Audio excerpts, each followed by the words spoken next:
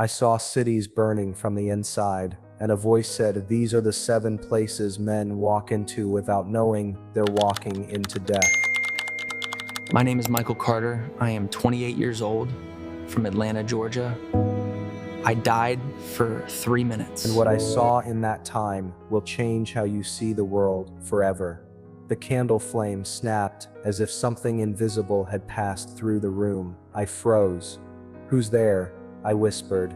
Silence. Only the hum of the refrigerator from the kitchen and the slow dripping of rain against the window. I had done this ritual a dozen times before, quiet chanting, eyes closed, focused breathing. But that night, something pushed back. The air felt heavy, charged, alive. My chest tightened. The symbols I had drawn on the table began to blur under the flickering light. This was not imagination. I stumbled backward, nearly tripping over the chair. Stop it," I said, my voice shaking. My own words bounced off the walls and came back sounding strange, hollow. "My name is Michael Grant, and I died 3 minutes later." If you had met me a year before that night, you would have never guessed where it would end. I was not some lost soul in an alley. I ran a marketing firm.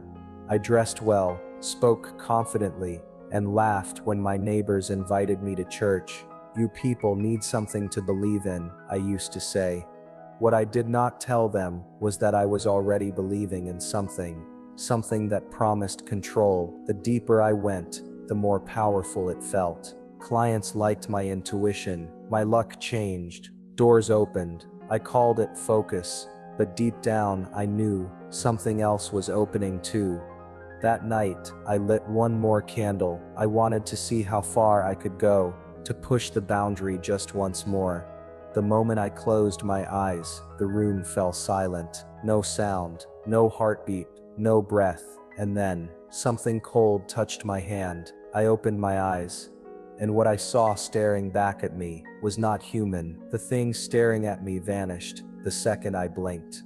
Only the candle remained, its flame twisting like it was choking for air. I grabbed my phone, my hand slick with sweat, and fumbled to turn on the flashlight. The beam cut through the darkness, landing on the symbols I had drawn. Every line was smudged, as if something had dragged a finger through the ink.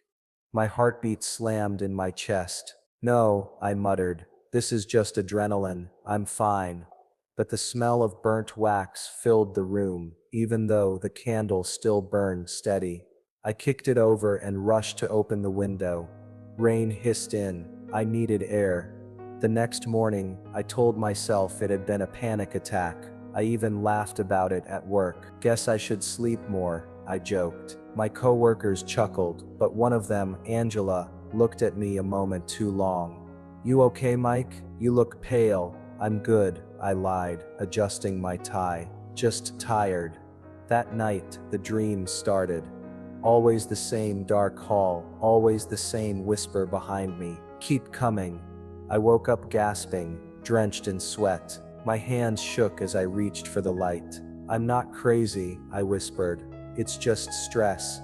But somewhere inside, I knew I had opened something I could not close. Days turned to weeks. Every reflection, mirrors, windows, even my phone screen, felt like it was watching me back. Once I caught my own reflection smiling when my face was not. I threw the mirror away that night. Still, I went deeper, curiosity mixed with defiance. "If there's darkness, I'll face it," I told myself. But each time I said those words, the house grew colder. One evening, I heard Angela's voice on the phone, pleading, "Mike, please, come to church this Sunday. You're not okay." "Church?" I laughed bitterly. "You think your God wants anything to do with me?" Her silence on the other end said everything. Later that night, I sat on the edge of my bed staring at my hands. They would not stop trembling. "Maybe," I whispered, "I've gone too far." Be honest, have you ever felt something was wrong, but you kept going anyway? Type yes if you know that feeling. The wind howled outside. The lights flickered once, twice, and then everything went black. Somewhere in that darkness, a low voice murmured my name. Michael, I froze. Who are you? No answer, only breathing. Then a force yanked me backward. My body hit the floor hard. Pain shot through my chest. I clawed for air, but nothing came. The world around me shrank to a single sound. My heartbeat slowing, fading. And then, silence, darkness. It was not the kind of darkness that comes when you turn off a light. It was thick, heavy, like something alive pressing against my skin. Michael, the voice again, calm, familiar, but it was not coming from the room anymore. It was inside me. I tried to open my eyes, but nothing moved. My body felt gone, like I had been peeled out of it. A strange quiet spread through me, and for a moment, I thought, so this is death. Then I saw myself. My body was lying on the floor, still, pale, my lips slightly open. The candle was out, smoke twisting toward the ceiling. The phone flashlight still glowed weakly beside me, pointing at the edge of the table. I wanted to scream, but my voice stayed trapped in thought. A warmth brushed past me, then a shadow followed. Two shapes stood near my body. One whispered, "It is time." The other, taller, darker, answered, "Not yet." They were not human. I could feel it. The air around them pulsed like static, bending the space they stood in. "Who are you?" I asked.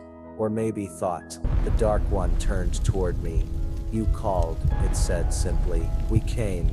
I remembered every chant, every invocation, every symbol I had drawn for energy and wisdom. And in that moment, the truth hit me with surgical precision. I had not been calling energy. I had been calling them. Fear tore through me like electricity. No, I did not mean. You wanted power, it interrupted. We gave it. The words crawled inside my mind, cold and patient. And then, everything started to shift. The apartment walls stretched like melting glass, folding outward, until I was standing in a place that looked endless, like a tunnel made of shadow and wind. Far ahead, a dull red glow pulsed, calling. Every step I took forward, I heard whispers behind me. "Keep coming." The voices multiplied, low and rhythmic, as if hundreds were chanting in unison. Faces formed within the walls, screaming silently, their mouths open wide but producing only wind. Something brushed my arm. A hand, cold and bony, gripped me from behind. I turned. A figure leaned close, its face shifting like smoke. "You belong here," it said. "I do not," I shouted. "Let me go." The figure smiled, teeth gleaming like broken glass. Suddenly, my chest burned. Not in pain, like fire spreading inside me. I remembered my body, the sound of my heartbeat slowing, and a wave of regret hit harder than anything I had ever felt. How did I end up here? I tried to move backward, but the tunnel pulled me forward faster. Every whisper turned into laughter. I covered my ears. It did not help. The sound was inside me. "Michael." The same calm voice, not from the tunnel, from somewhere above it. The darkness trembled. I looked up. A thin beam of light appeared overhead, faint but steady. The whispers hissed louder, angry now. The dark shapes clawed at me, trying to drag me down. "Help me," I shouted. The beam widened, flooding the tunnel with white fire. I dropped to my knees, blinded. The laughter stopped. Everything froze. And in that silence, something inside me broke. I was not angry. I was not bargaining. I was just done. "I was wrong," I whispered. "I thought I knew what I was doing. I thought I was in control." The light pulsed once, like it understood. Then a voice, not loud, not thunderous, spoke right through me. "You were deceived, but you are still mine." The words were like liquid peace, cutting through every scream, every lie I had believed. I started to sob, not with my mouth, but from somewhere deeper than I knew existed. The figures around me howled, retreating into the walls. The light spread faster, swallowing the tunnel whole. And then I felt it. A pull upward, gentle but absolute. I was rising, faster, lighter, free. Below me, the shadows thrashed like waves.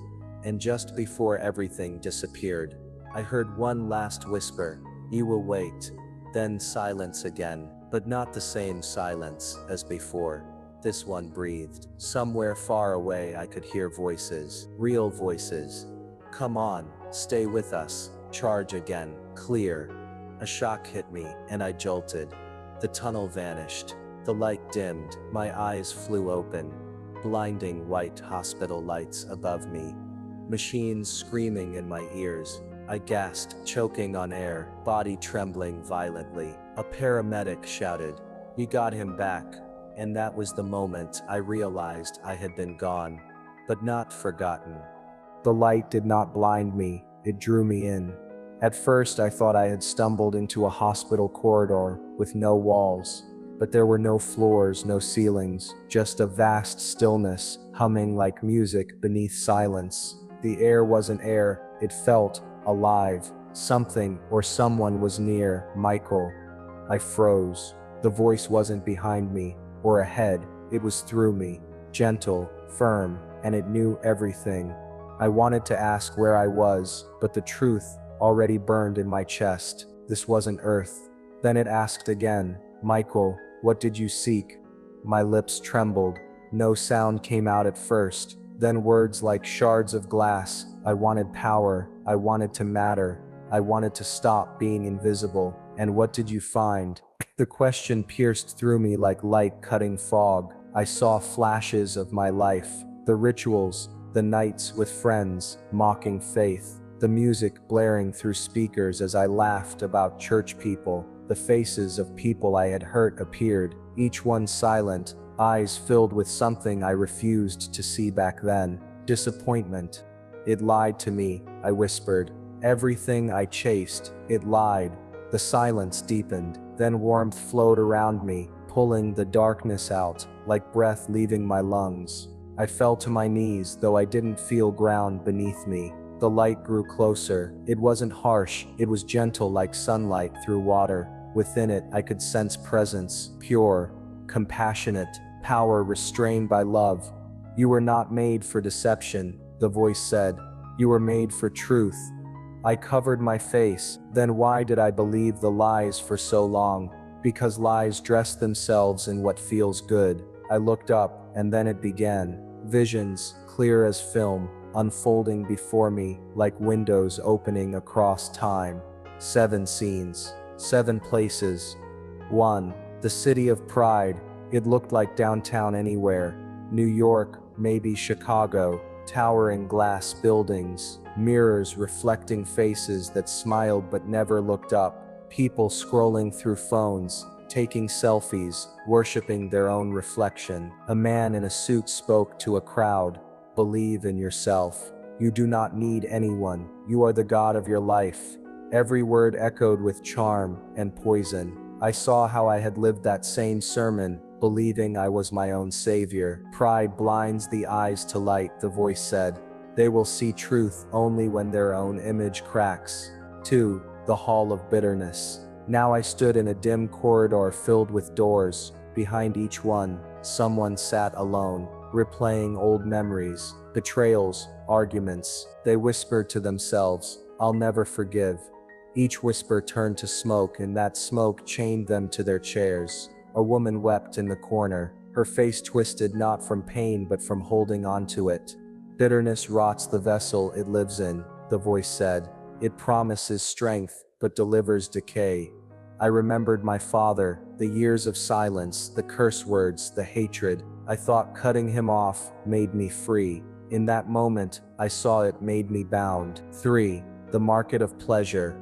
Music, neon lights, people laughing, dancing, drowning in noise. Everything glittered. Bars, screens, perfume, greed disguised as joy. People ran from booth to booth, chasing things that vanished the second they touched them. "Desire is not evil," the voice said, "but when it replaces me, it becomes a prison."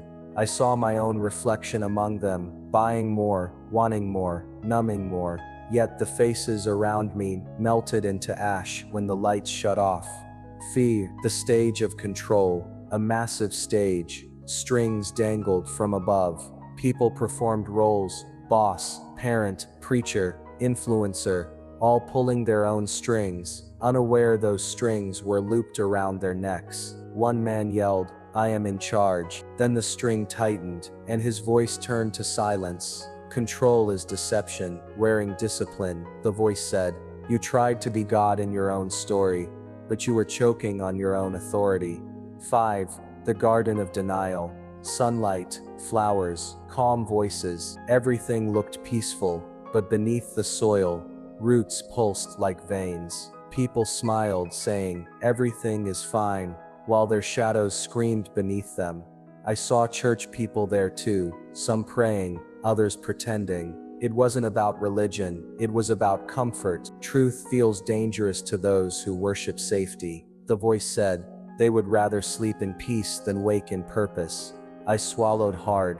That had been me, hiding behind sarcasm, pretending to not care. 6. The Valley of Fear. Gray skies, people walking single file, heads down, faces pale.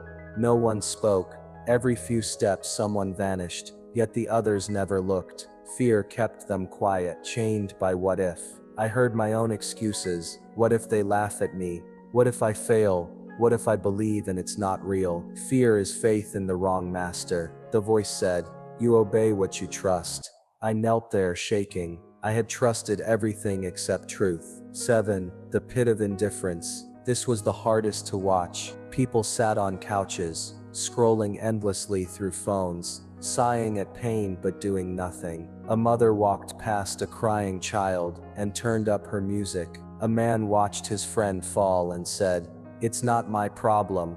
The pit wasn't fire, it was numbness. Indifference, the voice whispered, is the quiet death before the grave. I saw myself again, scrolling, ignoring messages from Angela, mocking her when she said she'd pray for me. Tears blurred my vision. Why are you showing me this? Because you were standing on the edge of every one of these places, and still someone kept calling your name. Then I heard it, Angela's voice, not in the light, in the distance, earthly, desperate. God, do not let him die like this. Please show him you are real. Her words echoed like thunder through eternity. You were not saved by chance, the light said. You were pulled by prayer. Warmth wrapped around me, like arms that had waited forever. My chest burned, not in pain, but in release. You are being given a second chance, the voice said. Use it to expose the places that steal. My children, tell them deception feels safe, until it is too late. The light began to fade. I panicked. Wait, please, I do not even know your name. You will. A surge of power rushed through me. Light poured into my chest, searing through bone, muscle, heart. My body convulsed. Then darkness again, cold, voices shouting. A shock tore through me. My back arched. Air slammed into my lungs. Pulse is back, someone yelled. I gasped, coughing, trembling. The hospital lights blinded me. Machines beeped. A nurse leaned over me, crying. For a second I thought I had dreamed it all. But when I looked to my right, Angela stood there, hands over her mouth, tears running down her face. You came back, she whispered. I tried to speak, but my throat burned. There was light. I saw something. I saw him. Angela's hands shook. Michael, that was Jesus. I stared at her. No, I didn't see his face. You do not have to, she said softly. You felt his mercy. That's enough. I turned my head away, tears stinging my eyes. He showed me things, places, pride, control, fear. He said they look normal. He said they're killing us. Angela nodded, weeping harder. He's given you a second chance, Michael. You're meant to tell people what you saw. That's why he sent you back. I lay there shaking, realizing my hands were trembling, not from fear but from knowing. Every lie I had believed had been peeled off me, like skin. Every deception I had worn was gone. The monitors beeped. The doctor entered. But I barely heard him. All I could hear was that voice. Tell them what deception looks like, and what deliverance feels like. The sound came back first. A sharp beep, then another, Then the whoosh of air, someone was shouting. "He's breathing, keep him still." My chest ached like fire had passed through it. I gasped, trying to understand where I was. Everything smelled like antiseptic and metal. The light above was white and merciless. Angela's face hovered above mine, swollen from crying. "You came back," she whispered again, clutching my hand as if letting go might send me back where I came from. I tried to move my lips. "How long?" 3 minutes, she said. "You were gone for 3 whole minutes. 3 minutes." It felt like eternity had passed through me. The doctor leaned in, shining a light in my eyes. "Mr. Carter, do you know where you are?" "Yeah," I rasped, "but I was somewhere else." He glanced at the nurse, smiling politely. "That's normal after cardiac arrest. Hallucinations happen." Hallucination. The word stabbed me harder than the pain in my ribs. I wanted to argue, but how could I? I did not even have language for what I saw. Pride, fear, pleasure, control. Those weren't dreams, they were real. The next few hours blurred. Needles, wires, IV drips. Every beep made me jump. Each flash of light behind my eyelids felt like that place calling me back. Angela stayed by my side the whole night. She barely spoke, just held my hand, whispering prayers when she thought I was asleep. Around midnight I turned toward her. "Angela, I heard you." She looked up. "Heard me? In there, wherever I was, I heard you praying. You said don't let him die like this." Her lips trembled. "I was in the chapel when they said you flatlined. I could not stop praying." I stared at her, voice breaking. "He said you asked for my life." She covered her mouth. "Michael." Silence filled the room again. Outside, a distant siren wailed through the city. Inside, my heart monitor kept a slow, stubborn rhythm, proof of mercy. After a long pause I said, "I think I met him." She frowned. "Who?" "The one you pray to." I did not see his face, but I knew I was seen. Complete. Everything I ever hid was right there, and he still pulled me out. Angela's eyes filled again. "Then he really gave you another chance." I nodded weakly. "He told me to tell people about deception, about how easy it is to die thinking you're alive." The room went quiet except for the heartbeat monitor. I looked at my own hand, tubes taped across my wrist, veins still trembling, and realized this body was never mine to begin with. Angela leaned closer. "What did you see?" I hesitated. 7 places that looked normal, beautiful even, but every one of them led to destruction, and people were walking straight into them. "Maybe that's why he sent you back," she whispered. "Maybe," I said, "but I do not even know where to start." She squeezed my hand. "Start with the truth." I turned my head toward the ceiling, tears sliding into my hair. The truth, simple, terrifying, freeing. Somewhere deep inside I heard that same still voice again, soft, patient, waiting.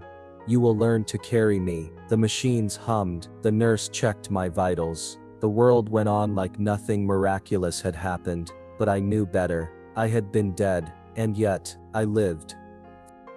They released me from the hospital after 6 days, but it took far longer for my mind to realize I had actually come back. The first morning home, I stood in my living room staring at the same shelves, the same TV, the same books about manifesting success that once filled my pride. They looked harmless now, until I touched one and felt a chill run through me.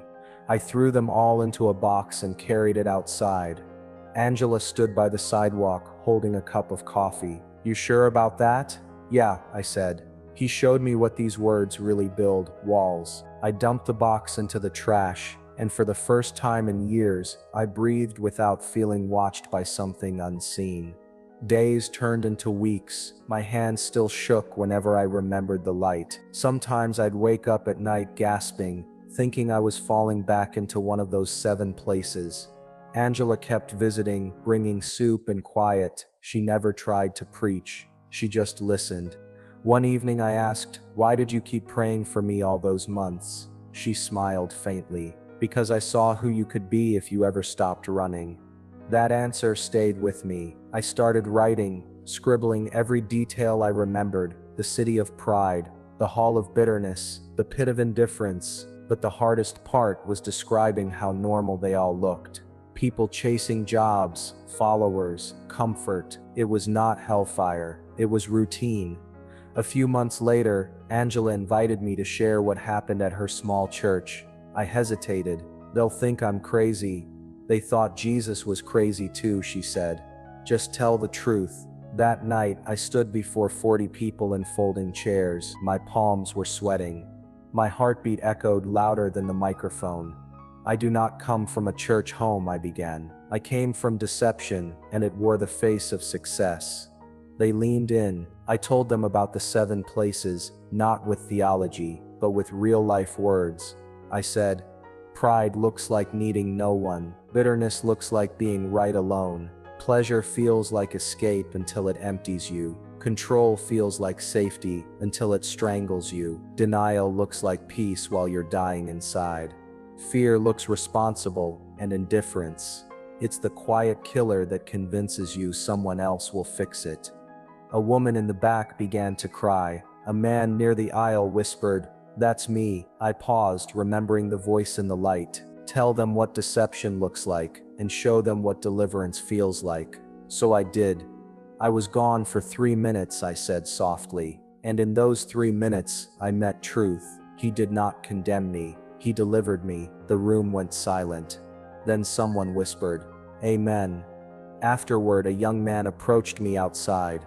"I've been into the same stuff you were," he said. "You think God can really forgive that?" I looked him in the eye. He forgave me while I was still mocking him. "You're already closer than you think." That was the first of many conversations. Soon messages started coming. People who'd watched the video recording online. Some were skeptics. Some were desperate. All of them wanted to understand what I saw. I never told them I became perfect. I told them I became aware. One night, while answering a message from a stranger, Angela called. "You've started reaching people you'll never meet," she said. "Do you realize that?" I looked at my laptop screen, comments from every state, even from countries I had never been to.